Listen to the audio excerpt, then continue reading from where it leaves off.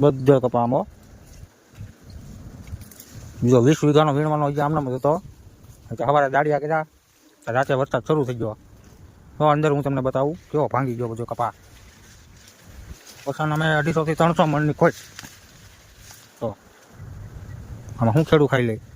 હજી બાકી રહે તો શેઠી હજી કહે આમાં ભેજવાળો છે, આ માવઠું ખાઈ ગયો, આ વરસાદ થઈ ગયો, તો તમે ખાઈ લો એ ખાવું એ. શું ખાઈ લે ખેડૂ? શેઠીઓ કહે પછી આના 500 રૂપિયા આવે, આના 1000 રૂપિયા આવે. જો તમને આગળ એક બીજી વસ્તુ બતાવું, આગળ થોડોક કપા ઉતારીને તમને દેખાડું કેવા હાલ છે ખેડૂના એમ. તો એ આગળ ઉતારી દો થોડોક.